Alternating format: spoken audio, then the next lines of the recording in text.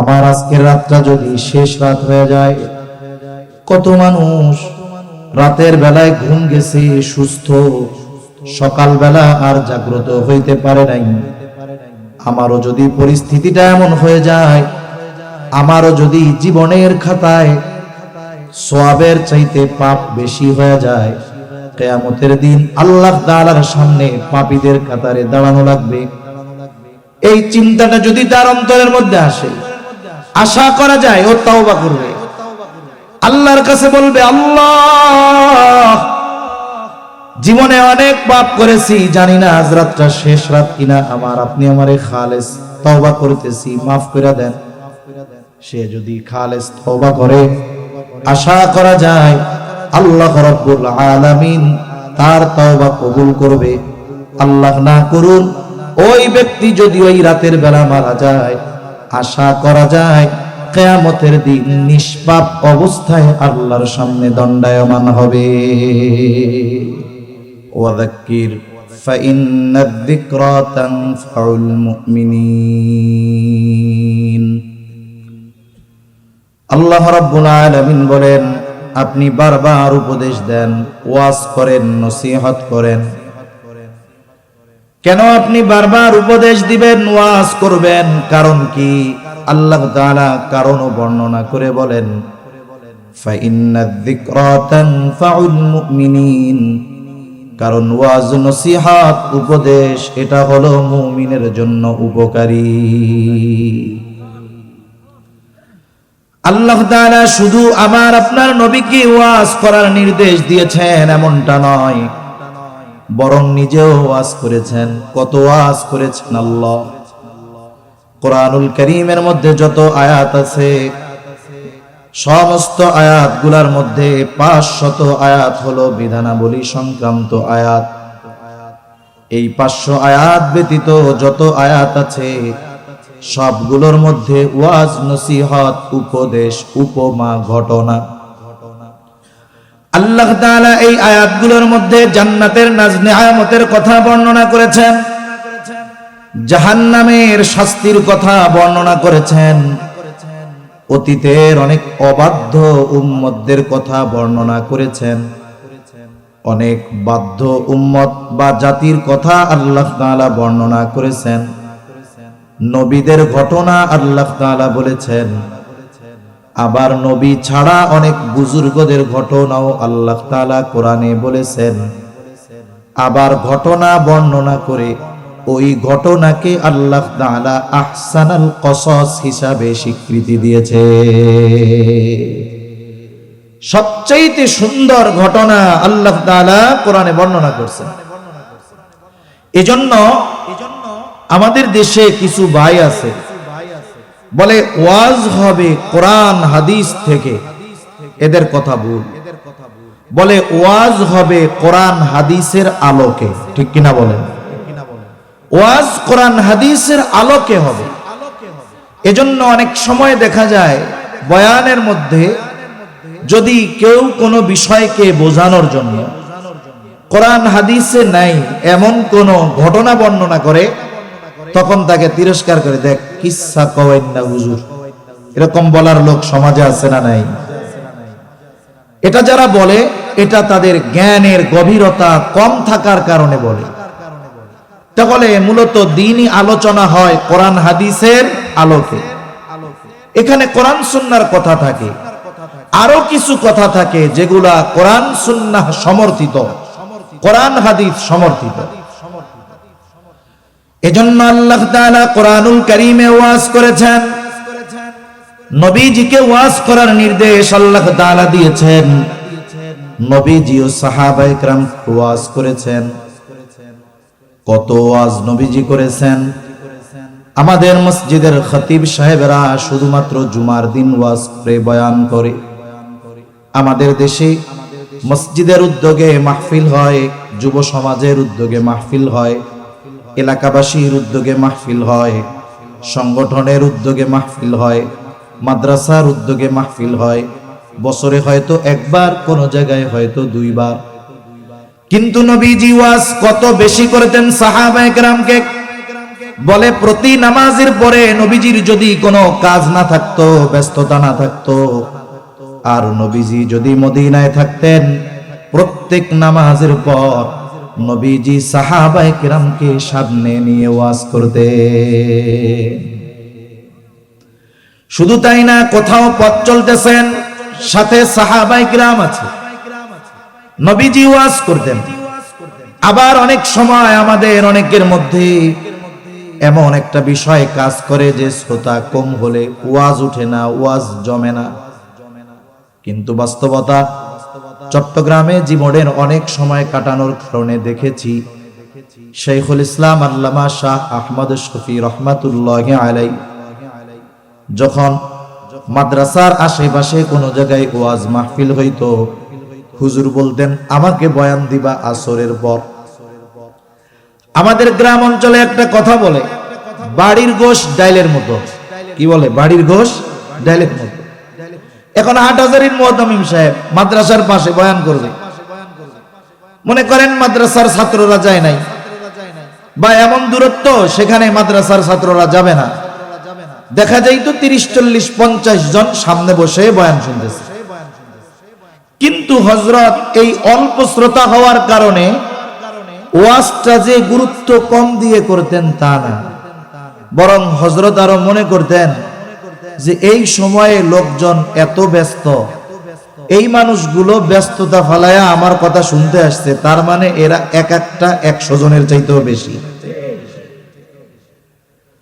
নবীজি এমন হয়তো নবীজির সাথে একজন, নবীজি ওই একজনকে ওয়াজ করতেন।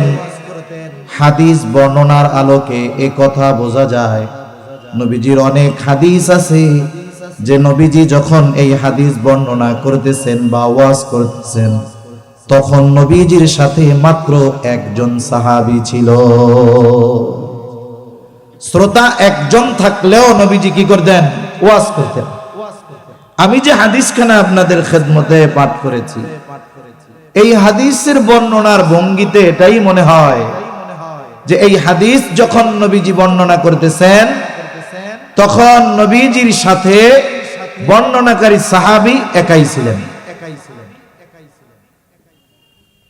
عن أبي ذر رضي الله تعالى عنه قال, আবু যর রাদিয়াল্লাহু তাআলা আনহু থেকে বর্ণিত, তিনি বলেন, قال لي رسول الله صلى الله عليه وسلم, রাসূলুল্লাহ সাল্লাল্লাহু আলাইহি ওয়াসাল্লাম আমাকে বলেছেন। এর দ্বারা বোঝা যায় নবীর সাথে হযরত আবু যর একাই ছিলেন। এর পরের কথার দ্বারা বিষয়টা আরেকটু পরিষ্কার হয়ে যায়। নবীজি নির্দিষ্ট করে আবু যর রাদিয়াল্লাহু তাআলা আনহুকে ডেকে বলেন, ইয়া আবা যর, হে আবু যর। এরপরে নবীজি বলতেছেন, হে আবু যর, ইত্তাকিল্লাহা হাইথুমা কুনতা ওয়া আতবি'is সাইয়্যাতাল হাসানাতা তামহুহা ওয়া খালিকিন নাসা বিখুলুকিন হাসানিন। নবীজি আবু যর রাদিয়াল্লাহু তাআলা আনহুকে ডাক দিয়ে 3টা উপদেশ দিয়েছেন। কয়টা উপদেশ? মানে 3টা ছোট ছোট ওয়াজ করেছেন। আজকে আবু যর রাদিয়াল্লাহু তাআলা আনহুকে করা নবীজির এই ওয়াজগুলো সম্পর্কে আমরা একটু মুযাকারা করব। সাথে সাথে প্রত্যেকে এই বিষয়ে দৃঢ় প্রত্যয়ী হব যে শুধুমাত্র এই কথাগুলো আমরা আলোচনা করব তা নয়, এই কথাগুলোকে আমরা আমাদের জীবনে বাস্তবে পরিণত করব। বলেন ইনশাআল্লাহ। কারা কারা তৈরি আছে একটু হাত উঁচা করেন। নারায়ে তাকবীর, নারায়ে তাকবীর। মাশাআল্লাহ, হাত নামা। পরিণত করবেন তো ইনশাআল্লাহ? ইনশাআল্লাহ কিন্তু অরিজিনালটা বলতে হবে। এখন কিন্তু মানুষ নার বদলে ইনশাআল্লাহর ব্যবহার করে। মনে করেন একজন পরিচিত মানুষ, তার কাছে আপনি বললেন, ভাই আমার এই কাজটা আপনি তো কইরা দিতে পারবেন, একটু কইরা দিয়েন। আপনার সাথে তার সম্পর্ক ভালো। এখন আপনি চিন্তা করতেছেন মুখের উপরে না বইলা দেই কেমনে, এটা তো একটা খারাপ দেখা যাইব, লোকটাও কষ্ট পাবে। এখন মনে মনে কয় শব্দ তো একটা আছে, কয় ইনশাআল্লাহ, আল্লাহ চাইলে করব না। তার মানে না বলতে না পাইরা কি কইছে ইনশাআল্লাহ বলছে। যদি নার বদলে ইনশাআল্লাহ বলা হয় এর দ্বারা কিন্তু ফাঁকি দেওয়া হবে, ধোঁকা দেওয়া হবে। এখন আপনারা কোন ইনশাআল্লাহ কইছেন? অরিজিনালটা কইছেন তো? আল্লাহ কবুল করুক, বলি আমিন। এক নম্বর নির্দেশ, নবীজি বলেন ইত্তাকিল্লাহা হাইসুমা কুনতা। হে আবু যর, তুমি যেখানেই থাকো না কেন আল্লাহ তাআলাকে ভয় করবা, আল্লাহ তাআলাকে ভয় করবা। তাকওয়া শব্দ এটা আমাদের পরিচিত এক শব্দ। সাধারণত তাকওয়া শব্দের দুইটি অর্থ বেশি ব্যবহার হয়। এক নম্বর অর্থ, তাকওয়া অর্থ হলো ভয় করা, ভয় করা। এখন সাধারণত একজন মানুষ অপর আরেকজন মানুষকে দুইটি কারণে ভয় করে। কয়টি কারণে? ভাই আওয়াজটা একটু শক্ত বানাইতে পারবেন? আর একটু রিভার্ব দিয়ে আর একটু ছেড়ে দেন। এমনি সুন্দর হইতেছে মাশাআল্লাহ। আমি অসুস্থ তো, আমার বলতে কষ্ট হইতেছে, এমনি মাইক খুব সুন্দর। তাকওয়া শব্দের দুইটা অর্থ সাধারণত ব্যবহার হয়। এক নম্বর অর্থ হলো ভয় করা, ভয় করা। সাধারণত মানুষ অপর মানুষকে দুইটি কারণে ভয় করে। কয়টি কারণে? একটু জবান খুলে জবাব দেন, কয় কারণে? এক নাম্বার ভয় করার কারণ হলো, মানুষ অপর মানুষকে ভয় করার এক নাম্বার কারণ, লোকটা যদি সন্ত্রাসী হয়, লোকটা যদি খারাপ হয়, তাহলে ওই খারাপ মানুষকে সমাজের মানুষ ভয় করে কি করে না? তাহলে এক নাম্বার ভয় করার কারণ হলো, লোকটা যদি মন্দ হয়, খারাপির কারণে তাকে ভয় করে। দুই নাম্বার ভয় করে কাকে? বলে সমাজের সম্মানিত মানুষ দেখলে ভয় করে। যেমন মনে করেন আমাদের সমাজে অনেক আহলুল্লাহ আছে, বুজুর্গানে দ্বীন আছে, অনেক বড় বড় আলেম আছে। একটা যুবক সাধারণভাবে অন্যায় করে, অপরাধ করে, কাউকে তোয়াক্কা করে না, কিন্তু দেখা যাবে যখন ওই বুজুর্গ তার সামনে আসবে অথবা সে ওই বুজুর্গকে দেখবে, ওই অবস্থায় সে অন্যায় আর করবে না। বলে কেন করে না? বলে ওই লোকটাকে সে ভয় পায়, এই জন্য করে না। কিন্তু এই ভয় খারাপ হওয়ার কারণে ভয় নয়, বরং এই ভয় ওই ব্যক্তির আজমত, সম্মানের দিকে লক্ষ্য রেখে সে ভয় করে। দুই ভয়ের মধ্যে দুইটা জিনিস থাকে। একটা হলো মানুষের খারাপির কারণে যদি ভয় করে, ওই ভয়ের মধ্যে ঘৃণা থাকে। কি থাকে? জোরে বলেন। ঘৃণা থাকে।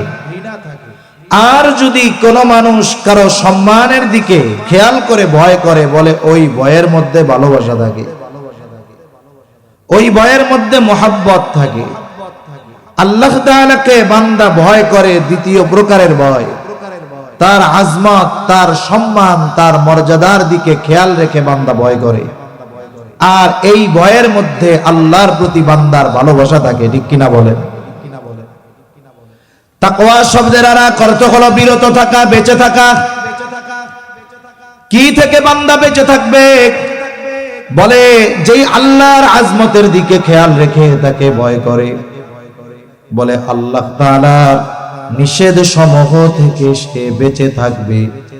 তার মানে দুইটা শব্দের সমন্বয় যদি আমরা ঘটাই, বিষয়টা এমন হয়, যেই ব্যক্তি আল্লাহর আজমতের দিকে খেয়াল রেখে আল্লাহকে ভয় করে আল্লাহ তাআলার নিষেধ সমূহ থেকে বেঁচে থাকে, এটাই হলো তাকওয়া। আর যেই ব্যক্তি এই কাজটা করে তার নাম হলো মুত্তাকি। কথা কি বুঝতেছেন?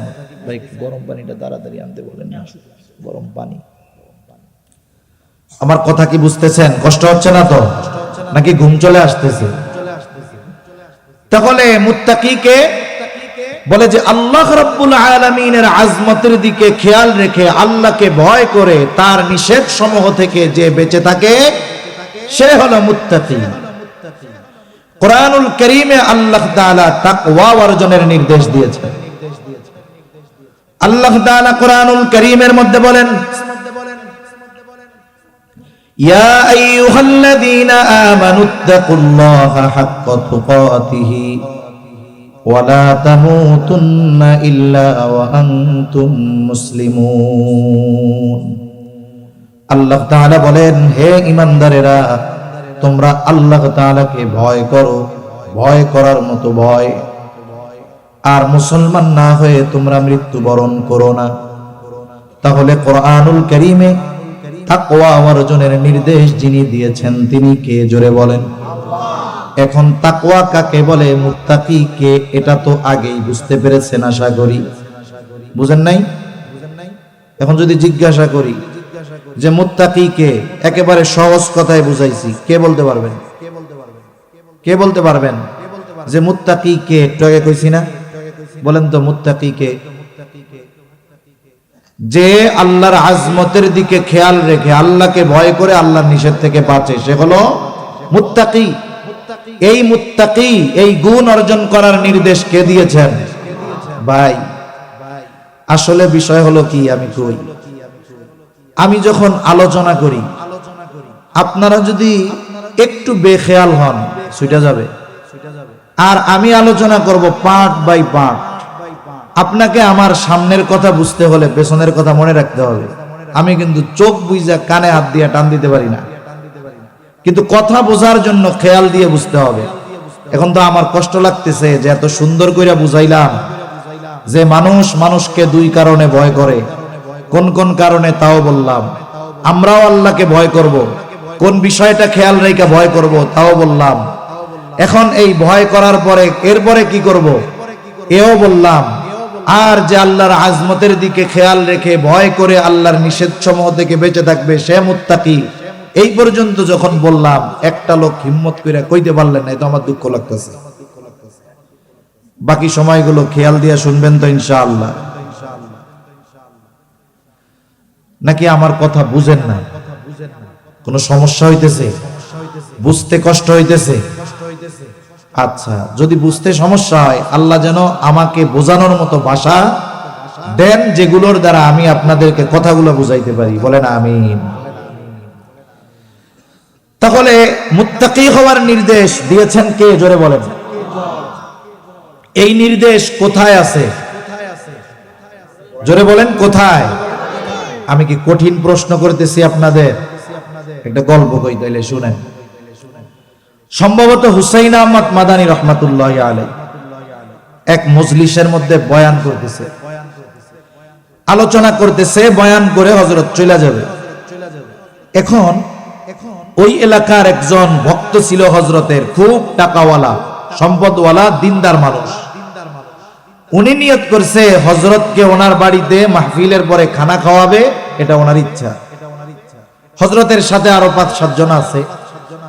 এই নিয়তে উনি হযরতের পাশে আইসা বসছে, বারবার চেহারার দিকে তাকাইতেছে। হযরত তো আগের থেকেই চিনে। বয়ানের এক ফাঁকে বলতেছে, মিয়া কিছু বলবা নাকি? বলে, জি হুজুর একটু কথা বল। তা কি গো বাবা? হযরত আপনার বয়ানের শেষে দোয়ার পরে আমার বাড়িতে আপনাদের সবার দাওয়াত। সে বলছে মূলত হযরত আর তার সাথে যারা সফর সঙ্গী তাদের দাওয়াত। আর হযরত কথা শেষ হওয়ার পরে মাইকে বলতেছে, বয়ানের পরে কেউ যাবেন না, সবার এই লোকের বাড়ি দাওয়াত আছে। একজনের যদি সামর্থ্য থাকেও আয়োজন করার জন্য সময়ের দরকার আছে না নাই? এখন যখন হযরত এই ঘোষণা দিছে, লোকটার চেহারা তো লাল হয়ে গেছে, অবস্থা তো খারাপ। চেহারার দিকে তাকায়া হযরত বুঝতে পারছে গড়বড় কিছু হইছে। কি হইছে মিয়া? বলে, হযরত দাওয়াত তো আপনার আর আপনার সফর সঙ্গী যারা তাদের সবার ইন্তজাম করার সামর্থ্য আল্লাহ দিয়েছে, কিন্তু সময় তো নাই হযরত। চুপ করে দাও। এখন বলে দাওয়াত সবার, তবে শর্ত আছে। শর্ত হইল আমার সামনে দাঁড়ায়া দোয়ায় কুনুত যে পড়া পড়তে পারবো এ আমার সাথে দাওয়াতে যাইব। অবস্থা কি জানেন? অনেক হাফেজে কোরআন আছে, নির্ভুল ভাবে তিলাওয়াত করে ফেলে, কিন্তু নামাজে দাঁড়াইলে সূরা ফাতিহা পড়তে ডর লাগে। আর ওনার মতো একজন ব্যক্তির সামনে পড়তে গেলে দেখা যাবে যেই নামাজ দোয়ায় কুনুত প্রতিদিন পড়া হইতেছে এটাও ভুল হয়ে যেতে পারে, ঠিক কিনা বলেন? এখন হুজুর যে প্রশ্ন করছে, এই প্রশ্ন অবস্থার আলোকে জবাব জানা থাকলেও দেওয়ার সাহস কেউ করবে না। তা আমি তো আপনাদের কঠিন কোনো প্রশ্ন জিজ্ঞাসা করব না, সহজ সহজ কথা একটু জবাব দিলে আমারও একটু ভাল লাগবে যে আপনারা মনে হয় কথা বুঝতেছেন, না বুঝলেও একটু জবাব দিয়া বুঝার অভিনয় করেন। আমি তো একটু মেহমান, যাতে আমি বুঝি না ওনারা বুঝতেছে মনে হয়। তো যাই হোক, তাকওয়া অর্জনের নির্দেশ আল্লাহ দিয়েছেন আছে কোথায়? কোরআনে। এই কোরআনুল কারীমের একটা বৈশিষ্ট্য আছে, অনেক বৈশিষ্ট্যের একটি বৈশিষ্ট্য হলো আল্লাহ তাআলা যখন কোরআনুল কারীমে কোনো আদেশ দেন, এই আদেশ শুধু দিয়েই আল্লাহ শেষ করে দেন না, বরং এই আদেশ দেওয়ার পরে ওই আদেশ কর্মে বা আমলে পরিণত করার পদ্ধতিও জানিয়ে দেন কে? এই যে আদেশ কর্মে পরিণত করার পদ্ধতি আল্লাহ জানিয়ে দেন, এটাও সাধারণত দুই পদ্ধতিতে। কয় পদ্ধতিতে? এক নাম্বার পদ্ধতি বলে আদেশ করার সাথে সাথে ওই আদেশ বাস্তবায়নের সুস্পষ্ট নীতিমালাও আল্লাহ বলে দেন। আরেকটা হলো আদেশ করার পরে একেবারে সুস্পষ্ট ভাবে ওই আদেশ আমল করার পদ্ধতি বলে দেন না, তবে সূত্র জানায়া দেন। অনেক উদাহরণ দেওয়া যাবে, একটা দেই। কোরআনুল কারীমে নামাজের নির্দেশ আছে না নাই? আল্লাহ তাআলা কোরআনুল কারীমের মধ্যে বারবার নামাজের কথা বলেছেন। নামাজ হলো এমন এক ইবাদত, বলে ঈমানের পরে সবচাইতে গুরুত্বপূর্ণ ইবাদত হলো নামাজ।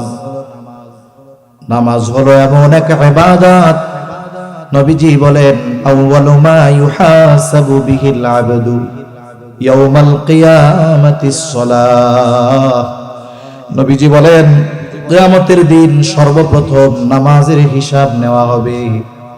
আর এক হাদিসের মধ্যে আর একটু বাড়িয়ে এসেছে, নবীজি বলেন যার নামাজের হিসাব ঠিক হয়ে যাবে তার জন্য বাকি হিসাবগুলো যিনি সহজ করে দিবেন তিনি কে? এত গুরুত্বপূর্ণ ইবাদত নামাজ, আদেশ আছে কোরআনে, হাদিস বাদ দিয়ে, নবীর সুন্নাহ বাদ দিয়ে, শুধুমাত্র কোরআনুল কারীমটা দিয়ে এই পৃথিবীর সব আলেমদেরকে বলেন যে আপনাদের দায়িত্ব হলো নবীর সুন্নাহর দিকে যাওয়া যাবে না, হাদিসের দিকে যাওয়া যাবে না, সরাসরি এই কোরআন থেকে ফজরের যে 2 রাকাত সুন্নাত, এই সুন্নাত নামাজ পড়ার পদ্ধতি শুধুমাত্র কোরআন থেকে বের করে দেন। আল্লাহর কসম, ওই মানুষগুলোকে যদি কিয়ামত পর্যন্ত হায়াত দিয়ে দেওয়া হয়, নবীর সুন্নাহ নবীর হাদিস বাদ দিয়ে ফজরের 2 রাকাত সুন্নাত পড়ার পদ্ধতি সরাসরি কোরআন থেকে বের করতে পারবে না। এজন্য কোরআন যদি বুঝতে হয় নবীকে লাগে। এজন্যই তো আয়েশা সিদ্দিকাকে যখন জিজ্ঞাসা করেছে নবীজির চরিত্রের ব্যাপারে আমাদেরকে একটু বলেন, আয়েশা সিদ্দিকা কি জবাব দিয়েছে? বলে কানা খুলুকুহুল কোরআন, এই কোরআনই হলো তার চরিত্র। সুবহানাল্লাহ বলেন। আমরা কোরআন দেখি লিখিত, আর নবীজি ছিলেন জীবন্ত কোরআন। এখন এই নামাজের আদেশ আল্লাহ তাআলা করেছেন, নামাজ কিভাবে পড়ব নবীজি জানিয়ে দেন, চিন্তার কোনো কারণ নাই। নবীজি বলেন সল্লু কামা রাআইতুমুনি উসাল্লি, আমাকে যেভাবে নামাজ পড়তে দেখো সেভাবে নামাজ পড়ো। আরেকটা উদাহরণ দেই, যেহেতু যেখানে আল্লাহ দিছে, কোরআনুল কারীমের মধ্যে নামাজের যতগুলো ফরজ, এর মধ্যে একটি ফরজ হলো রুকু করা। রুকু করা ফরজ। কোরআনুল কারীমের মধ্যে আল্লাহ তাআলা নির্দেশ দিয়েছেন ওয়ারকাউ মা'আর রাকিঈন, রুকুকারীদের সাথে রুকু করো। নামাজের মধ্যে রুকু করা ফরজ। আল্লাহ আদেশ দিয়েছেন, রুকু শব্দের শাব্দিক অর্থ হলো ঝুঁকা, ঝুঁকা। এখন কথা হলো, বলেন তো নামাজের মধ্যে আমি যদি সোজা হয়ে দাঁড়িয়ে শুধুমাত্র আমার মাথাটাকে নিচের দিকে ঝুঁকিয়ে দেই, বলেন তো এটাকে আমরা আপনারা কেউ রুকু বলে সাব্যস্ত করব নাকি? আমি যদি বলি যে কোরআনে আল্লাহ রুকু করতে বলেছে, রুকু শব্দের অর্থ ঝোঁকা, বলবেন না না না, এটুক ঝুঁকলে রুকু হবে না। তাহলে নামাজের ফরজ রুকু করা, কোরআনে আল্লাহ নির্দেশ দিয়েছেন, কিন্তু ঝুঁকতে হবে কতটুকু কোরআনে নাই। পাবে কোথায়? আল্লাহ ডিরেকশন দিয়ে দিয়েছেন, ওটা আমার নবীর থেকে শিখে নাও। সুবহানাল্লাহ। তাহলে কোরআনে যখন আল্লাহ তাআলা কোনো বিষয়ের আদেশ করেন, ওই বিষয়ের উপরে আমল করার পদ্ধতিও বলে দেন কে? একটা পদ্ধতি হয় সরাসরি স্পষ্টভাবে, আরেকটা হলো স্পষ্টভাবে বলেন না, তবে আমল করার পদ্ধতি কোথায় গেলে পাওয়া যাবে এটা আল্লাহ বলে দেয়। কিন্তু তাকওয়া অর্জনের নির্দেশ করার পর আল্লাহ তাআলা কোনো ডিরেকশন দিয়ে দেন নাই বা সংকেত দিয়ে দেন নাই যে ওই জায়গায় যাও, বরং তাকওয়া কিভাবে অর্জন করতে হবে আল্লাহ তাআলা কোরআনুল কারীমের একাধিক জায়গায় তাকওয়া অর্জনের পদ্ধতি আল্লাহ বলে দিয়েছেন। সুবহানাল্লাহ। এক নাম্বার, একটা দুইটা পদ্ধতি বলবো। এক নাম্বার পদ্ধতি আল্লাহ তাআলা বলেন, ইয়া আইয়ুহাল্লাযীনা আমানুত্তাকুল্লাহ। আল্লাহ তাআলা নির্দেশ দিচ্ছেন, হে ঈমানদারেরা তোমরা মুত্তাকি হও। এখানে আরেকটা কথা বলা দরকার। আল্লাহ তাআলা কোরআনুল কারীমের মধ্যে ঈমানদারদেরকে স্পেসিফিক ভাবে তাকওয়া অর্জনের কথা বলেছেন, আবার সামগ্রিকভাবে সকল মানুষকে তাকওয়া অর্জনের কথা বলেছেন। যেমন সূরাতুন নিসার শুরুতেই রয়েছে, আল্লাহ তাআলা বলেন, ইয়া আইয়ুহান নাসুত্তাকু রাব্বাকুমুল্লাযী খালাকাকুম মিন নাফসিন ওয়াহিদা ওয়া খালাকা মিনহা যাওজাহা ওয়া বাথা মিনহুমা রিজালান কাসীরান ওয়া নিসা। এই আয়াতের শুরুতে আল্লাহ তাআলা সমগ্র মানব সম্প্রদায়কে উদ্দেশ্য করে তাকওয়ার কথা বলেছেন। এক্ষেত্রে এই বিষয়টা বোঝা যায় তাকওয়ার একটা সর্বনিম্ন স্তর আছে আর একটা সর্বোচ্চ স্তর আছে। তাকওয়ার সর্বনিম্ন স্তর হলো ঈমান আনা। এই জন্য যখন কোন কাফের, সেও তো মানুষ, ওই কাফের যখন ঈমান আনে সেও মুত্তাকি হয়, তবে তার মুত্তাকি সর্বনিম্ন স্তরের, সর্বোচ্চ স্তরের হয় নাই। যেমন বাংলাদেশে অনেক বাহিনী আছে, অনেক বাহিনী, এর মধ্যে একটা হলো পুলিশ বাহিনী। এই পুলিশ বাহিনীতে যেই চাকরি করে সে স্বাভাবিক সোলজার হোক আর সে ফার্স্ট ক্লাস অফিসার হোক, জিজ্ঞাসা করলে কি বলে? বলে আমি পুলিশে চাকরি করি। যিনি এসপি কি বলেন? বলে পুলিশ। যিনি ডিআইজি তিনি কি বলেন? পুলিশে চাকরি করি। থানার সামনে যিনি একটা লাঠি নিয়ে দাঁড়ায় থাকেন, জীবনে থানার ভেতরে ডিউটি করার সৌভাগ্য ওনার হয় না, ওই ব্যক্তিও পুলিশ। আর পুলিশ প্রধান সেও পুলিশ। বলেন তো দুই পুলিশের মধ্যে তফাৎ আছে না নাই? কত তফাৎ? অনেক তফাৎ, রাত দিনের তফাৎ। একজন ঈমান এনেছে সেও মুত্তাকি, আর আল্লাহ তাআলা ঈমানদারদেরকে বলতেছেন তাকওয়া অর্জন করো। তার মানে বোঝা গেল সাধারণ মানুষকে উল্লেখ করে আল্লাহ যেই তাকওয়ার কথা বলেছেন, ঈমানদারদেরকে উদ্দেশ্য করে ওই তাকওয়ার কথা আল্লাহ বলেন নাই। তাহলে আমরা তো ঈমানদার, আমাদের কি নিম্ন স্তরের তাকওয়া অর্জন করলে হবে না উচ্চ স্তরের তাকওয়া অর্জন করতে হবে?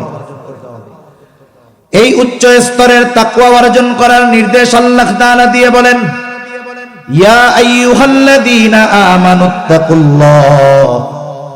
আল্লাহ তাআলা বলেন, হে ঈমানদারেরা তোমরা মুত্তাকি হয়ে যাও। আমি আপনি যদি জিজ্ঞাসা করি আল্লাহ মুত্তাকি হওয়ার নির্দেশ দিলেন, কেমন করে আমরা মুত্তাকি হব? আল্লাহ তাআলা যতগুলো পদ্ধতি বলে দিয়েছেন এর মধ্যে একটা পদ্ধতি আল্লাহ তাআলা বলেন, ওয়াকুনু মা'আস সাদিকিন।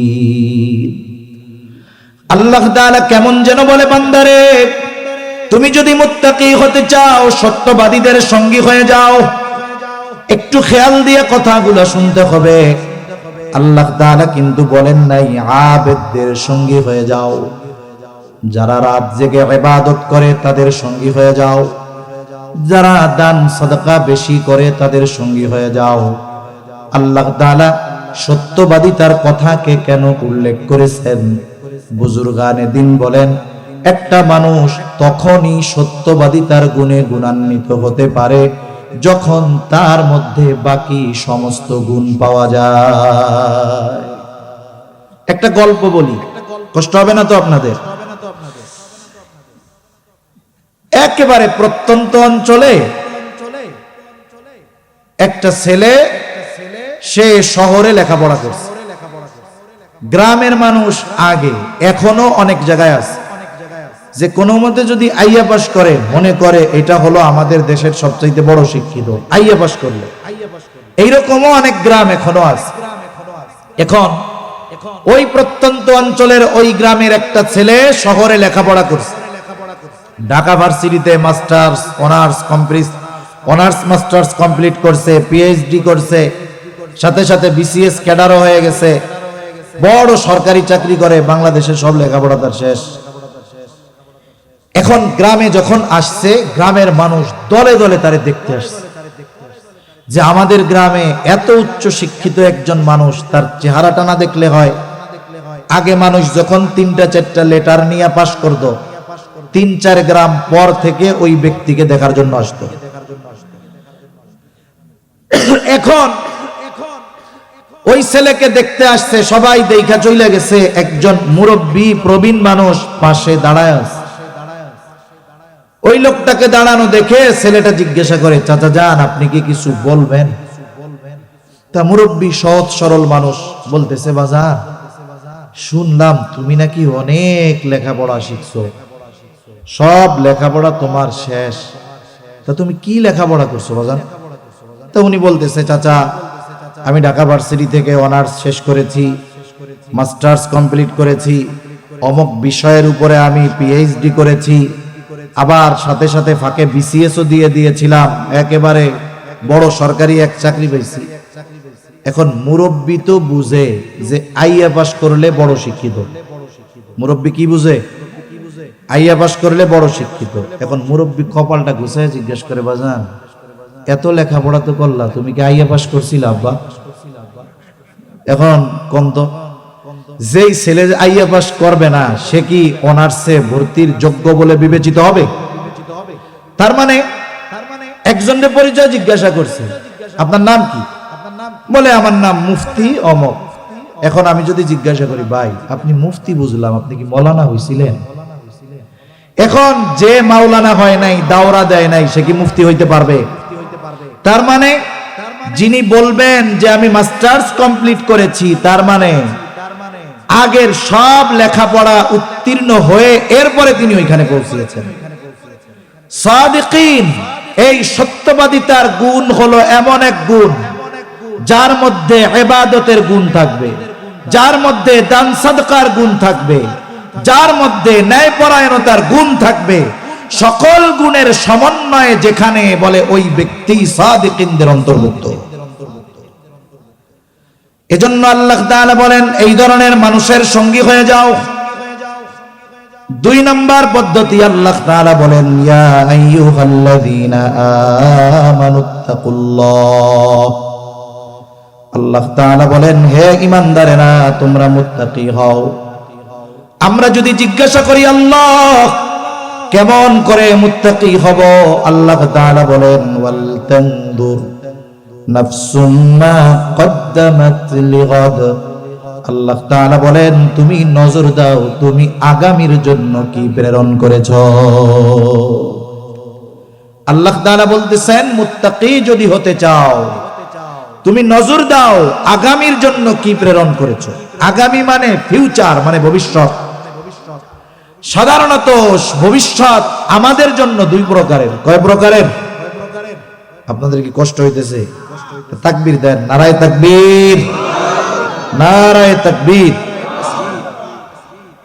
কষ্ট হইলে বলবেন, না বুঝলেও বলবেন, ভালো না লাগলেও বলবেন। সাধারণত আমাদের জন্য ভবিষ্যৎ কয় প্রকারের? জোরে বলেন। 2 প্রকারের। একটা হলো অনিশ্চিত ভবিষ্যৎ, আর একটা হলো সুনিশ্চিত ভবিষ্যৎ। অনিশ্চিত ভবিষ্যৎ কোনটা? বলে এই দুনিয়ার হায়াতের ভবিষ্যৎ হলো অনিশ্চিত। অথচ দেখা যায় আমরা সুনিশ্চিত ভবিষ্যতের চাইতে অনিশ্চিত ভবিষ্যৎ নিয়ে চিন্তিত বেশি। মনে করেন একটা মানুষ সরকারি চাকরি করে, 18 বছর বয়সে চাকরি শুরু করেছে, 62 বছর বয়সে তার চাকরি থেকে রিটায়ার্ড হবে। বলেন তো এই ছেলেটার যেই দিন বেতন চালু হয়ে যায়, গভর্নমেন্ট কি তাকে তার পূর্ণ বেতন দিয়ে দেয়, নাকি তার বেতন থেকে কিছু টাকা কেটে রেখে জমাতে থাকে? কিছু টাকা জমায়। এটা দিবে কোন সময়? ওই 62 বছর পরে চাকরি যখন ছাড়বে। কেন দিবে? চিন্তা করবে 20 বছর থেকে 62 বছর, এই 42 বছর আমার অধীনে চাকরি কইরা লোকটা জীবন যৌবন সব শেষ করে দিল। এখন আমার অধীনে 40 বছর থেকে যখন বাড়িতে যাবে 62 বছর বয়স, পরিশ্রম করার মতো শক্তি ক্ষমতা তার আর থাকবে না। তাইলে কিছু কিছু টাকা জমাই, ওরে যখন চাকরি থেকে শেষ হবে বয়স, এই টাকারে দ্বিগুণ কইরা ওরে মোটা অঙ্কের বস্তা বইরা টাকা দিয়া কমু যাও, বাড়িতে গিয়া বইয়া বইয়া খাইবা। সরকার তার বেতন থেকে কিছু টাকা জমায়, ও চিন্তা করে এখন তো সময় আছে, আমিও প্রতি মাসে 3000 কইরা জমাই। কোন নিয়তে? বলে ওই যে চাকরি ছাড়ার পরে আমার যেন কারো কাছে হাত পাততে না হয়, ওই সময় যেন আমি বৈশা বৈশা খাইতে পারি, এই নিয়ত কইরা সরকারও জমায়, ও জমায়। বলেন কিসের চিন্তায়? ভবিষ্যতের চিন্তায়। কিসের চিন্তায়? জোরে কোন। এখন বলেন তো যেই ভবিষ্যতের চিন্তায় সরকারও চিন্তিত, সেও চিন্তিত, ওই ভবিষ্যৎ পর্যন্ত ওই ব্যক্তি পৌঁছাতে পারবে কিনা এর কোনো নিশ্চয়তা আছে? তাহলে আমরা সবাই বেশি চিন্তিত অনিশ্চিত ভবিষ্যৎ নিয়ে।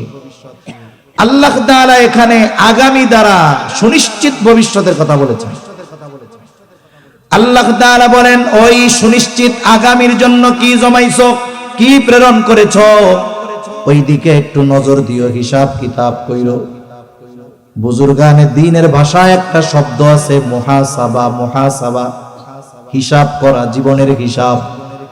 আপনাদের এই শায়েস্তাবাদ বাজার বড় একটা বাজার, এই বাজারে নিশ্চয়ই 2-4 জন আছে খুব বড় ব্যবসায়ী, আছে না এরকম?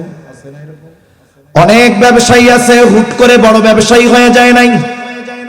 জীবনের শুরু ছিল একেবারে হয়তো অল্প কিছু পুঁজি নিয়ে, কিন্তু নিয়ম মাফিক ব্যবসার নিয়মতান্ত্রিকতা রক্ষা করার কারণে, পরিশ্রম করার কারণে, হিসাব নিকাশ ঠিক রাখার কারণে একটা সময় বড় ব্যবসায়ী হয়ে গেছে। সাধারণত সফল ব্যবসায়ী যারা, এরা তাদের ব্যবসার 4টা হিসাব কমপক্ষে প্রতিদিন করে। কয়টা হিসাব? জোরে বলেন কয়টা? 1 নাম্বার, রাতের বেলা যখন তার বাজার বন্ধ হয়ে যায়, 9টার সময় বন্ধ, সে 8টার সময় দোকানের শাটার নামিয়ে দেয়। দোকানের ভিতর এবার বসে সে ইবাদত করে এমনটা নয়, বরং কর্মচারী সকলকে নিয়ে বসে আর হিসাব করতে শুরু করে। 1 নাম্বার হিসাব করে আজকে বেচা কেনা কত হলো, 2 নাম্বার হিসাব কত টাকার মাল কিনলো, 3 নাম্বার হিসাব আজকে বাকি কত গেল, 4 নাম্বার হিসাবটা হলো এইগুলার উপরে ভিত্তি করে একটা সংখ্যা বের করে যে আজকে আমার লাভ থাকতে পারে কত টাকা। যে যেই ব্যবসা করে, যে যে ব্যবসায় দক্ষ, একটা সেলের উপরে নির্ভর করে, বিক্রয়ের উপরে নির্ভর করে সে লভ্যাংশের পরিমাণ বের করে ফেলতে পারবে। মুদি দোকানদার যদি 1 লাখ বিক্রি করে, আপনি যদি তাকে জিজ্ঞাসা করেন লাভ কত হয়েছে, সে লাভের পরিমাণ যা বলবে হয়তো 19-20 হতে পারে, এর বেশি হবে না। আবার কিছু ব্যবসা আছে A to Z সমান লাভ করে দিতে পারবে, যেমন সিমেন্টের ব্যবসা, রডের ব্যবসা। এখন হিসাব করছে, কথার কথা, সেল হইছে 1 লক্ষ টাকা, বিক্রি কত হইছে? 1 লাখ। এখন হিসাব করছে মাল কিনছি এত টাকার, যেটা কিনছে ওটা তো আছেই দোকানে। এরপরে হিসাব করতেছে বাকি গেছে 25,000, বাকি কত গেছে? এখন হিসাব করে দেখে আমার 1 লাখে লাভই হয় 20,000। বলেন তো আজকে 1 লক্ষ টাকা বিক্রয়ে তার যে লাভ হয়, সেই লাভের টাকা তার পকেটে আছে, বরং আরো 5,000 মূলধন থেকে নাই। আর বাকির নাম হলো ফাঁকি। বাকি যখন কারো কাছে যায় ওই টাকা ওঠানো খুব খবর আছে। এজন্য অনেক দোকানে লেখা থাকে যে বাকি দিয়া আপনাকে বিপদে ফেলতে চাই না। বাকি দিলে অসুস্থ হয়ে যায়, আত্মীয় স্বজন মারা যায়, পেটে ব্যথা হয়, এই জন্য অনেক দোকানদার বাকি দিতে চায় না। এখন ও চিন্তা করতেছে এভাবে যদি চলতে থাকে আমার সেল বাড়লো কিন্তু আমার তো টাকা থাকতেছে না। এখন কি করে? কর্মচারীদের বলে, এই সব আগামীকাল যদি আমার বাপও আসে খবরদার বাকি দিবি না। যেই 25,000 বাকি গেছে ওই 25,000 আমার সেল করা লাগবে না। সেল আমার 75,000 হোক, নগদে হোক, লাভ আবার 5,000 কম হোক, কোনো অসুবিধা নাই, কিন্তু বাকি দেওয়া যাবে না। এই কথা বলে দোকানে তালা মেরে বাড়িতে চলে যায়। এর দ্বারা কি বোঝা গেল? একজন দোকানদার তার রাতের বেলা হিসাবের মাধ্যমে আগামী দিনের ব্যবসার কর্মপন্থা নির্ধারিত করে যে আমার আগামী দিনের ব্যবসাটা এইভাবে চালাতে হবে। অনুরূপভাবে এই হিসাব শুধু টাকা পয়সার বেলায় করলে হবে না, এই হিসাবটা আমাদের জীবনের সাথেও করার দরকার আছে না নাই? এজন্য বুজুর্গানে দিন মুহাসাবার কথা বলেন। মুহাসাবা হলো নিজের সাথে নিজে হিসাব করা। কি হিসাব করব? রাতের বেলা বিছানায় শুয়েছি, বিছানায় শুয়ে মোবাইলটা না ধরে একটু চিন্তা করব যে আজকে সারাদিন ভালো কাজ কয়টা করলাম, মন্দ কাজ কয়টা করলাম। একটা মানুষ যদি নিজের সারাদিনের ভালো কাজ আর মন্দ কাজের হিসাব বের করতে চায় 10 ঘন্টা লাগবে না, 10 মিনিট যথেষ্ট। ঠিক কিনা বলেন? এরপরে সে হিসাব করে দেখলো আজকে দিনে মন্দ কাজ বেশি, ভালো কাজ কম, অথবা ভালো কাজ বেশি মন্দ কাজ কম, তাহলে তো ভালো কথা। কিন্তু যখন চিন্তা করবে আজকে সারাদিনে আমার মন্দ কাজ বেশি, ভালো কাজ কম, তার মধ্যে হয়তো এই চিন্তা আসবে যে হায় রে, আমার আজকের রাতটা যদি শেষ রাত হয়ে যায়। কত মানুষ রাতের বেলায় ঘুম গেছে সুস্থ, সকাল বেলা আর জাগ্রত হইতে পারে নাই। আমারও যদি পরিস্থিতিটা এমন হয়ে যায়, আমারও যদি জীবনের খাতায় সওয়াবের চাইতে পাপ বেশি হয়ে যায়, কিয়ামতের দিন আল্লাহ তাআলার সামনে পাপীদের কাতারে দাঁড়ানো লাগবে। এই চিন্তাটা যদি তার অন্তরের মধ্যে আসে, আশা করা যায় ও তাওবা করবে, আল্লাহর কাছে বলবে আল্লাহ জীবনে অনেক পাপ করেছি, জানি না আজ রাতটা শেষ রাত কিনা, আপনি আমারে খালেস তওবা করতেছি, মাফ করে দেন। সে যদি খালেস তওবা করে, আশা করা যায় আল্লাহ রাব্বুল আলামিন তার তওবা কবুল করবে। আল্লাহ না করুন ওই ব্যক্তি যদি ওই রাতের বেলা মারা যায়, আশা করা যায় কিয়ামতের দিন নিষ্পাপ অবস্থায় আল্লাহর সামনে দণ্ডায়মান হবে।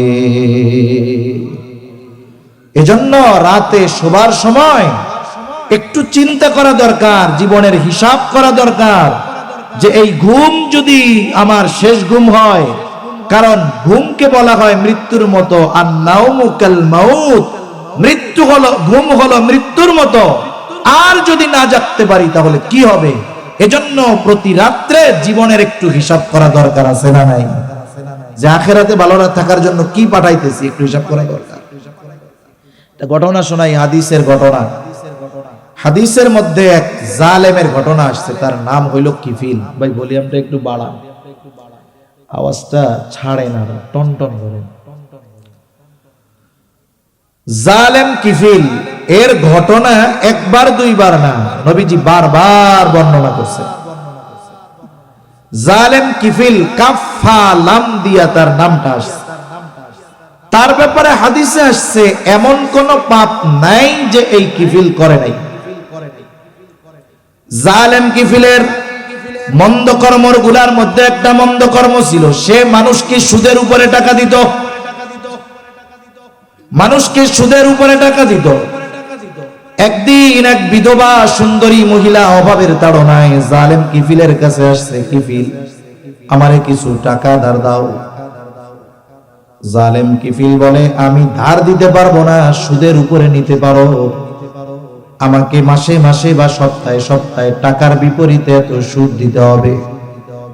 মহিলা বলে কিফিল, সুদ দেওয়ার যদি সামর্থ্য আমার থাকতো তাইলে তো তোমার কাছে টাকা চাইতে আসতাম না। কিফিল যখন এই কথা বলছে, মহিলা বলে কিফিল সাহায্য করো না। এইবার কিফিল শয়তানের দ্বারা ওয়াসওয়াসা দিছে, মহিলার দিকে তাকায় দেখে মহিলার চেহারা সুন্দর। এইবার কিফিল মহিলাকে কুপ্রস্তাব দিয়ে বসছে, বলে শোনো, তুমি যদি সুদের টাকা না দিতে পারো, এই শর্তে তোমাকে আমি টাকা দিতে পারি যে তুমি আমার সাথে অমুক দিন গোপনে জেনায় লিপ্ত হবা, মিলিত হবা। হাদিসের মধ্যে আসছে কাদাল ফাকিরু আইয়াকুনা কুফরা, দরিদ্রতা মানুষকে কুফরি পর্যন্ত পৌঁছায়া দেয়। এই জন্য দেখবেন অনেক অঞ্চলে এমন আছে অল্প কিছু টাকার বিনিময়ে কেউ কাদিয়ানি হয়ে যায়, কেউ খ্রিস্টান হয়ে যায়। ঈমানের মতো এই সম্পদের মূল্য না বোঝার কারণে ৫-১০ হাজার টাকায় তারা ঈমানকে বিক্রয় করে দেয়। আবার সমাজের অনেক মানুষ অভাবের তাড়নায় পাপে জড়িত হয়ে যায়। জালেম কিফিলের এই প্রস্তাব মহিলা অভাবের কারণে মাইনা নিছে, বলে ঠিক আছে টাকাটা আগে দাও। হাদিসের মধ্যে আসছে কিফিল ৬০ দিরহাম দিছে। কয় দিরহাম? ৬০ দিরহাম। এইবার জালেম কিফিল নির্ধারিত দিনে মহিলার বাড়িতে উপস্থিত হয়ে গেছে। এইবার জালেম কিফিল তার কর্ম করার জন্য প্রস্তুতি নিচ্ছে। অপর দিক দিয়া মহিলা ভয়ে থরথর করে কাঁপতেছে। এই অবস্থা দেখে জালেম কিফিল মহিলাকে জিজ্ঞাসা করে, মহিলা, আমি তো তোমারে জোর করি নাই, তুমি তো আমার দেওয়া শর্ত মেনে টাকা ধার নিছো, তাইলে এখন কেন এমন করতেছো?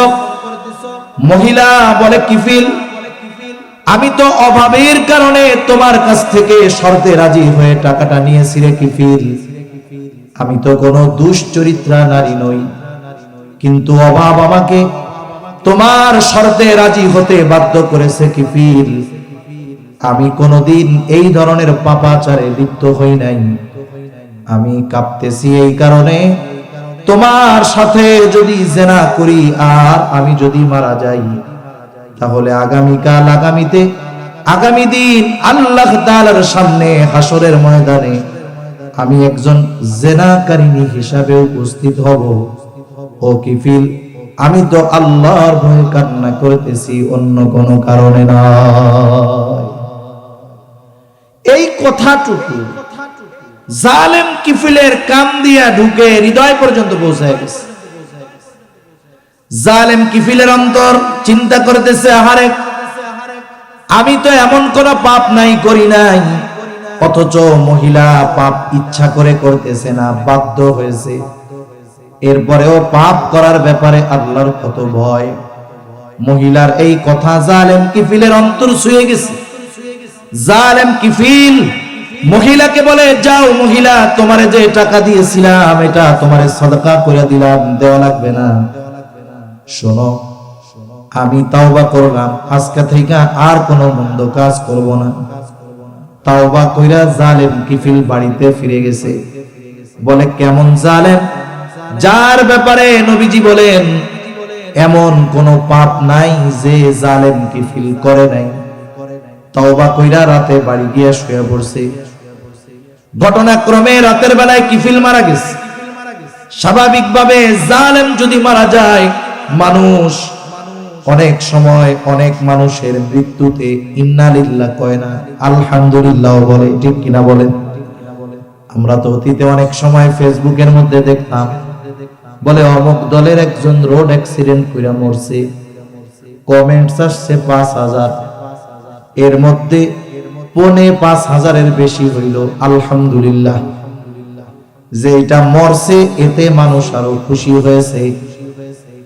মানুষেরাও আনন্দ করে যে জালেম কিফিল মরছে, ভালো হইছে, ভালো হইছে। কিন্তু জালেম কিফিলের এই তাওবার খবর দুনিয়ার কেউ না জানলেও যিনি জানেন তিনি কে? জোরে বলেন না কে? অপর দিক দিয়ে আল্লাহ তাআলা ওই সময়ের যিনি পয়গম্বর তারে জানায় দিছে, শোনো, কিফিলকে আল্লাহর দুশমন বইল না, কিফিল তওবা করেছে, আমি আল্লাহ কিফিলের তওবা কবুল করে নিয়েছি। কিফিল আর আল্লাহর দুশমন নয়, কিফিলকে আমি আমার বন্ধুদের তালিকায় অন্তর্ভুক্ত করে নিয়েছি। একটু কারণ হয়ে গেছে, যেই আল্লাহ ওই রকম জালেমকে মাফ করতে পারে সেই আল্লাহ আছে না ভাই? আর আমরা তো যার উম্মত, আল্লাহ তাআলা শেষ নবীর উম্মতদেরকে মাফ করার জন্য প্রস্তুত, শুধু আমাদের মাফ চাইতে দেরি, ঠিক কিনা বলেন? এজন্য সম্মানিত উপস্থিতি, আমাদের মুত্তাকি হতে হবে। মুত্তাকি হওয়ার জন্য কি করণীয়? আল্লাহ তাআলার যেই নির্দেশ তার থেকে দুইটা কথা বলেছি। একটা হলো সত্যবাদীদের সঙ্গী হতে হবে, 2 নাম্বার বলে নিজের জীবনের হিসাব করতে হবে, যে আমি আগামীর জন্য ব্যাংকে কি জমাচ্ছি তা নয়, বরং সুনিশ্চিত আগামী তথা পরকালে ভালো থাকার জন্য আমি কি পাঠাচ্ছি এটার হিসাব আমাদের প্রতিনিয়ত করার দরকার আছে না নাই? তাহলে রাসূল সাল্লাল্লাহু আলাইহি ওয়াসাল্লাম ও আবু যর রাদিয়াল্লাহু তাআলা আনহুকে 3টা নসিহতের প্রথম নসিহত কি? বলে যেখানেই থাকো না কেন ভয় করবা কাকে? আচ্ছা বলেন তো, এই পৃথিবীর কি এমন কোন জায়গা আছে নাকি আমি আপনি যেই জায়গায় গিয়ে পাপ করলে আল্লাহ দেখবে না? এমন কোন জায়গা আছে? আল্লাহ সব জায়গায় দেখে না?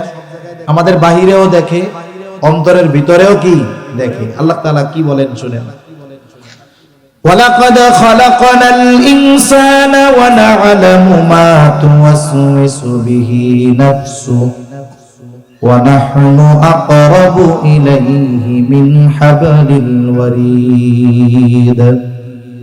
আল্লাহ তাআলা বলেন, আমি মানুষ সৃষ্টি করেছি, শুধু তাই না, ওয়া না'লামু মা তুওয়াসওয়িসু বিহি নাফসু, আমি জানি কোন জিনিস তাদের অন্তরের মধ্যে ওয়াসওয়াসা দেয়।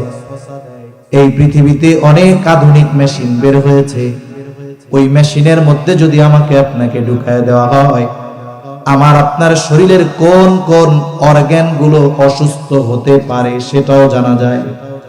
দেখবেন মাঝে মধ্যে খবরে আসে যে রাষ্ট্রপতি তার হেলথ ফলো আপ করানোর জন্য সিঙ্গাপুরে গেছে, স্বাস্থ্য পরীক্ষা করার জন্য, চিকিৎসা নিতে না। এই সময় কেন যায়? এ সময় গিয়ে মূলত উনি দেখে যে ওনার দেহের গুরুত্বপূর্ণ অর্গান গুলোর কি অবস্থা, কিডনি কত পার্সেন্ট ভালো আছে, ব্রেন কত পার্সেন্ট ভালো আছে, হার্টে কোনো ব্লক ধরা পড়ার সম্ভাবনা আছে কিনা, এগুলো দেখার জন্য যায়, চিকিৎসার জন্য না, ফলো আপ করানোর জন্য। আমাকে আপনাকে মেশিনের মধ্যে ভরে দিলে বের হবে যে আপনার কিডনি এত পার্সেন্ট ভালো, এখনো অসুবিধা নেই, হার্ট ভালো আছে, কোনো সমস্যা নাই, অন্যান্য অর্গান ভালো আছে, অসুবিধা নাই। তাহলে মেশিনে বইরা দিলে মোটামুটি বাকি অঙ্গ প্রত্যঙ্গের অবস্থা জানা যায়। এই পৃথিবীতে এমন কোন মেশিন আছে নাকি যেই মেশিনের মধ্যে ভরে দিলে অন্তরের মধ্যে কি আছে ওইটা প্রিন্ট হয়ে বের হবে? এরকম কোন মেশিন আছে? অথচ আল্লাহ তাআলা বলেন, আমি তোমাদের অন্তরে কোন জিনিসে ওয়াসওয়াসা দেয় এটাও আমি আল্লাহ জানি। জিজ্ঞাসা যদি করি আল্লাহ কেমনে জানেন? আল্লাহ তাআলা বলেন, ওয়া নাহনু আকরাবু ইলাইহি মিন হাবলিল ওয়ারিদ। আল্লাহ তাআলা বলেন, বান্দা আমি তোমার শাহরগের চাইতে অধিক নিকটে, এই জন্য জানি। বুজুর্গানে দিন বলেন, আমি আপনি আমার আপনার যত কাছে, তার চাইতে আমার আপনার বেশি কাছে যিনি, তিনি কে? হযরত লোকমান নাম শুনছেন? কোরআনুল কারীমে একটা সূরাও আছে, লোকমান হাকীম, প্রজ্ঞাবান একজন ব্যক্তি। আচ্ছা, একটা হলো যেই জায়গায় আমি আপনি জীবনে যাই নাই, প্রথম যাইতেছি, চিনি না, বলেন তো যাওয়ার সময় রাস্তা কাছে মনে হয় না দূরে মনে হয়? আসার সময় এখন আমি যদি একতরফা ভাবে কথা কইতেই থাকি, এখন আমি শেষ করবো কোন সময় এটা তো আর আপনারা জানেন না, জানেন না। এই জন্য অনির্দিষ্ট গন্তব্যের দিকে চলা যাবে না। এতে কি হয়? এতে অসুবিধাটা হয় কি, শ্রোতা মনে করে যেমনি শুরু করছে আল্লাহ জানে উনি নাকি অসুস্থ, এখন ঘন্টা পার হয়ে গেছে এখনো ব্রেক মারার নামে খবর নেই। তা ব্রেক কোন সময় মারমু একটু কইয়াই দেই। এখন আমার ঘড়িতে বাজে 11:05। আমার টার্গেট ছিল 11:15 পর্যন্ত। মানুষ বল খেলা হয় না মাঠে, বল খেলা কয় মিনিটে? 90 মিনিটে। 90 মিনিটের পরে কিন্তু কয়েক মিনিট হয়। আমার টাইম হইল 11:15, আমি শেষ করব। ওই যে যদি আর 2, 4, 5 মিনিট সামনে যায়, যাইতেও পারে নাও পারে। এজন্য সর্বসাকল্য ধরেন 15 মিনিট, একটু কষ্ট করে দেখা যাবে ইনশাআল্লাহ। কথা শেষ করে আনতেছি। লোকমান হাকিম, ওনার সময়কাল ছিল দাউদ আলাইহিস সালামের আগে। তা ওই সময় উনি ওনার সন্তানদের কিছু উপদেশ দিয়েছিলেন। উপদেশগুলো দুনিয়ার কেউ না শুনলেও শুনছিলেন কে? আল্লাহ শুনছেন। আল্লাহর কাছে খুব ভালো লাগছে। ওইগুলো আল্লাহ তাআলা, ওনার পরে দাউদ আলাইহিস সালাম আসছে, জবুরে ওই নসিহতগুলো আল্লাহ নাজিল করেন নাই। মুসা আলাইহিস সালামের তাওরাতেও নাজিল করেন নাই। ঈসা আলাইহিস সালামের ইনজিলেও আল্লাহ নাজিল করেন নাই। মুহাম্মদুর রাসূলুল্লাহ সাল্লাল্লাহু আলাইহি ওয়াসাল্লামের কাছে নাজিলকৃত কোরআনে সন্তানদের করা হযরত লোকমানের নসিহতগুলো আল্লাহ নাজিল করেছেন। সুবহানাল্লাহ। এই উপদেশগুলোর মধ্যে একটা উপদেশ হযরত লোকমান তার সন্তানকে বলতেছে, ইয়া বুনাইয়া ইন্নাহা ইন তাকু মিসকালা হাববাতিন মিন খারদালিন ফাতাকুন ফি সখরাতিন আও ফিস সামাওয়াতি আও ফিল আরদ ইয়াতি বিহাল্লাহ। হযরত লোকমান তার সন্তানকে বলে, হে আমার বৎস, ইন্নাহা, এই হা দ্বারা উদ্দেশ্য হলো আমল। মুফাসসিরিনে কেরাম বলেন সেটা হতে পারে নেক আমল, হতে পারে বদ আমল, হোক সেটা ভালো কাজ আর হোক সেটা মন্দ কাজ, স্বাভাবিকভাবে শব্দ তো আমল। হযরত লোকমান বলতেছে, আমার বৎস, তোমার আমলটা, ওই আমলটা, ইয়া বুনাইয়া ইন্নাহা ইন তাকু মিসকালা হাববাতিন মিন খারদাল, যে আমলটা তুমি করেছো, বলে আমলটা কতটুকু? হযরত লোকমান বলেন, আমলটা যদি সরিষা দানা পরিমাণ হয়, আমলটা করছো কোথায়? বলে ফাতাকুন ফি সখরা, যদি তুমি কোনো পাথরের মধ্যে ওই আমলটা করো, আও ফিস সামাওয়াত, যদি আসমানেও করো, আও ফিল আরদ, জমিনেও যদি করো। কতটুকু আমল? সরিষা দানা পরিমাণ। হযরত লোকমান বলে, ইয়াতি বিহাল্লাহ, আল্লাহ তাআলা যেখানেই তুমি ওই সরিষা দানা পরিমাণ আমলটা করো না কেন, সেটাও যিনি হাজির করবেন তিনি কে? এই আয়াতের তাফসীরে একটা হাদিস আসছে। হাদিসটা হলো আনাস রাদিয়াল্লাহু তাআলা আনহু থেকে বর্ণিত। নবীজি বলতেছে, তোমাদের কেউ যদি কোনো আমল করে, সেটা সরিষা দানা পরিমাণ হইতে পারে। বলে কোথায়? বলে এমন একটা পাথরের মধ্যে, যেই পাথরের দরজাও নাই, জানালাও নাই। এখন বলেন তো, যেই পাথরে যাওয়ার রাস্তা নাই, বের হওয়ার রাস্তা নাই, ওই পাথরের মধ্যে গিয়া কারো আমল করা কি সম্ভব? সম্ভব তো না। এই অসম্ভবকে যদি কেউ সম্ভব করে ফেলে, ওই পাথরের মধ্যে যদি কোনো আমল করে, ওই আমলটা যদি সরিষা দানা পরিমাণ হয়, কিয়ামতের দিন ওই আমল শুধু নয়, আমল করনেওয়ালা সহ ওই সরিষা দানা পরিমাণ আমলকেও হাজির করবেন কে? আরো জোরে বলেন না কে? এ বিশ্বাস যদি আমাদের অন্তরে থাকে, বলেন তো ওই লোকটা পাপ করতে পারবে নাকি? এই বিশ্বাস আমরা শুনি, কিন্তু আমাদের মধ্যে দৃঢ়তার সাথে এই বিশ্বাস নাই। যদি থাকতো তাহলে আমরা প্রত্যেকেই পরিপূর্ণ মুত্তাকি হয়ে যাইতাম। পাপ করার আগে 100 বার ভাবতাম যে আমার বাবা দেখলে আমার লজ্জা লাগবে। আমি বাবার দেখাকে লজ্জা পাই, পুলিশের দেখাকে ভয় পাই, ওস্তাদের দেখাকে লজ্জা পাই, কিন্তু আল্লাহ তাআলার দেখাকে লজ্জা পাই না, ভয় পাই না। যে আল্লাহ আমাকে বানিয়েছেন, যে আল্লাহ আমাকে রিজিক দেন, যে আল্লাহ আমার স্রষ্টা, ওই আল্লাহ সৃষ্টি জগতের এমন জায়গা নাই যেখানে তিনি দেখেন না, কোথাও গিয়ে পাপ করার সুযোগ নাই, অথচ পাপ করি, আল্লাহ দেখেন, লজ্জা পাই না। এজন্য উচিত সর্ব অবস্থায় এই চিন্তা করা, দেখেন কে, জোরে বলেন কে? আল্লাহ তাআলা দেখেন। এই বিশ্বাস যদি আমার আপনার দিলে পরিপূর্ণভাবে গেঁথে নিতে পারি, আল্লাহর কসম, আমার আপনার চরিত্র মানুষের সামনে যেমন হবে, মানুষের অন্তরালে রাতের আধারে একাকী নিভৃতে আমার চরিত্রটা অনুরূপ হয়ে যাবে।